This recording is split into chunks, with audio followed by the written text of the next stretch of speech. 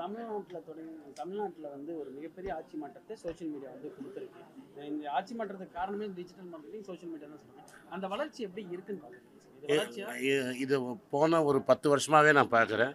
Social மீடியாங்கிறது வந்து ஒரு பெரிய மாற்றத்தை கொண்டு வந்திருக்குது. ஒரு காலத்தில் வந்து பேப்பரில் இருந்து மேகசினுக்கு மாதிரி, டிவிக்கு மாதிரி இன்றைக்கி எல்லாமே சோஷியல் மீடியாவுக்கு போயிடுச்சு. மக்களுக்கு வந்து நீங்கள் தப்பான கண்டென்ட் போட்டால் கூட எது தப்பு எது ரைட்டுன்னு அவங்களால புரிஞ்சு கரெக்டாக எடுக்க முடியுது. மக்களை இதில் நம்மளுக்கு என்ன தெரியுதுன்னா, மக்களை நம்ம ஏமாற்ற முடியாதுங்கிறது தெளிவாக தெரியுது. மக்களுக்கு வந்து எது ஏஐ ஜெனரேட்டட் வீடியோ, எது ரியல் அப்படிங்கிறது தெளிவாக தெரியுது. நேற்று திமுக இளைஞரணி கூட்டத்தில் காங்கிரஸை கடுமையாக விமர்சிச்சிருக்காங்க, கண்டனங்களை தெரிவித்து தீர்மானம் நிறைவேற்றிருக்காங்க. நீங்கள் எப்படி சார் பார்க்குறீங்க? அது வந்து எப்படின்னா வந்து நீங்கள் வந்து ஃபாக்ஸ் அண்ட் சார் கிரேப்ஸ்னு ஒரு கதை இருக்குது. சீச்சி இந்த பழம் பிடிக்கும்னு. நாங்கள் ஜெயித்த 3 சீட்டு கன்னியாகுமரியில். கன்னியாகுமரியில் மக்களுக்கு தெரியும் காங்கிரஸுக்கு எந்த ஆதரவும் வேணாம், தனியாக திமுகவுக்கு வேணால் ஆதரவு வேணுமே தவிர கன்னியாகுமரி 3 சீட்டில் காங்கிரஸுக்கு எந்த கட்சி ஆதரவும் தேவை கிடையாது. நாங்கள் தோக்கடிச்சது டிவிக்கு. அந்த 3 சீட்டில் 2வது வந்தது தாவேகா.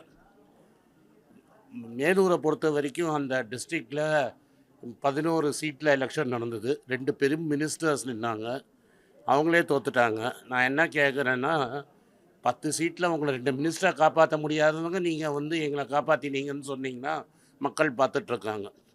பிடிஆர் மாதிரி ஒரு மினிஸ்டர், மூர்த்தி மாதிரி ஒரு மினிஸ்டர் தோற்ற ஏரியாவில் ஒரு காங்கிரஸ் வேட்பாளர் ஜெயிச்சிருக்கிறார். இன்னொன்று, அந்த மேலூர் சீட்டில் திமுக கடைசியாக எப்போ ஜெயிச்சதுங்கிறத நீங்களே பார்க்கணும்.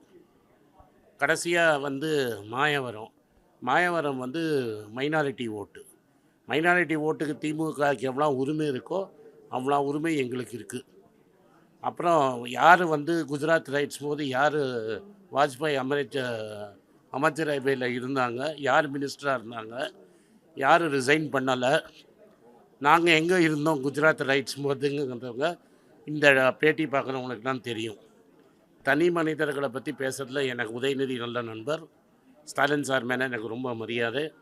மற்றவங்கள மாதிரி கொளத்தூரில் ஸ்டாலின் சார் தோற்றதில் என்னோட வருத்தப்பட்டவங்க யாரும் கிடையாது. பெரிய வருத்தம். தமிழ்நாட்டுக்கு அவர் நிஜமாகவே நிறைய நல்லது செஞ்சுருக்கிறாரு. ஸ்டாலின் தோற்றது எனக்கு பெரிய வருத்தம். உதயநிதி என்னோடய க்ளோஸ் ஃப்ரெண்டும், ரொம்ப நல்லவர். தோற்று போன வருத்தத்தில் சொல்கிறாரு. போக போக காயம் மாறிடும். சார், அதாவது திமுக இவ்வளவு பெரிய தோல்வியை வந்து சந்திச்சிருக்காங்க. ஒரு மக்கள் ஒரு மாற்றத்திற்காக இந்த தோல்வியை வந்து கொடுத்துருக்காங்க. அப்படி இருந்தும் கூட்டணியாக இருந்த விசிக, காங்கிரஸ் மீது இவ்வளவு பெரிய பழிகளை வந்து போடுறாங்க. அதிகாரத்திற்கு இவர்கள் வரக்கூடாதுன்னு சொல்லி திமுக நினைக்கிறேன். நான் திரும்பி உங்களுக்கு சொல்லுது, 2006 நினைக்கிறேன். 2006 திமுக மைனாரிட்டியில் இருந்தது.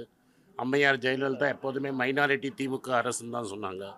அப்போ கூட உங்களுக்கு காங்கிரஸுக்கு 2 சீட்டு கொடுக்கணும்னு தோணலை.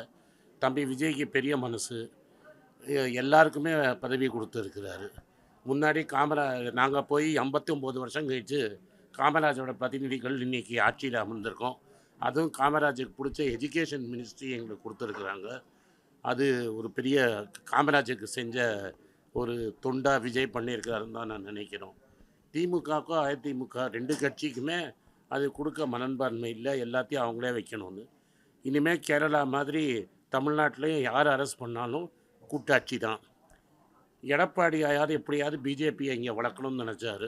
அவர் 32 சீட்டு கொடுத்தாரு. அது மட்டும் இல்லை, அதாவது எங்கள்கிட்ட ஓடி போன வாசன் கூட அவங்க இப்போ தாமரை சின்னத்தில் நின்னார். எல்லாம் போய் கடைசியில் 800 சீட்டோ 900 ஓட்லேயோ ஒரே ஒரு சீட்டு ஜெயித்தாங்க. தம்பி அண்ணாமலை எங்கே போனார், என்ன ஆச்சு அப்படிங்கிறதுக்கு பிஜேபி தான் யோசித்து முடிவு எடுக்கணும். மயிலாப்பூர் மாதிரி ஒரு சீட்லேயே தமிழிசை அவங்க பெரிய தலைவி 3வது இடத்துக்கு வந்தாங்க. மாநத்தி போன வாட்டி எம்எல்ஏ இருந்தவங்களும் 3வது இடம்.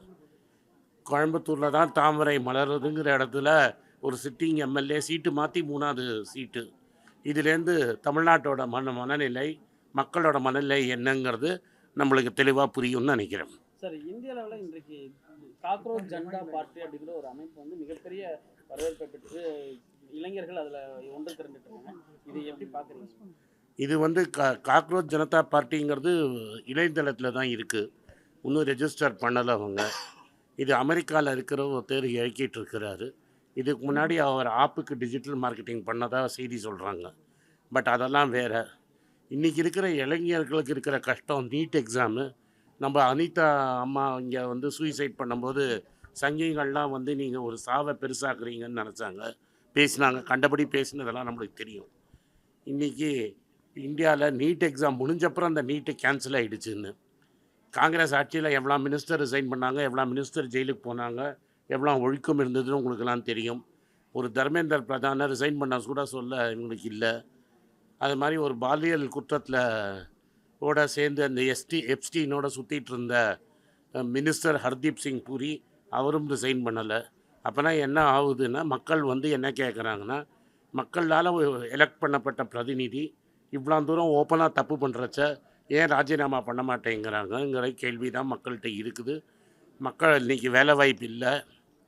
$50 பெட்ரோல் இருக்கும்போது $100 கொடுத்துட்டு இன்றைக்கி நான் வெறும் $5 தான் ஏற்றிருக்கேன்னு சொல்கிறது மிக முழு பூசணிக்காவை சோத்தில் மறைக்கிற மாதிரி. $50 $40 கச்சா எண்ணெய் விற்கும்போது கூட நீங்கள் என்ன பண்ணீங்க, $100 போட்டு பணத்தை சுரண்டினீங்க. அப்போ இன்றைக்கி $110 விற்கிறச்ச $100 கொடுத்தா என்ன, ஏன் விலையை ஏற்றினீங்கன்னு மக்கள் கேட்குறாங்க.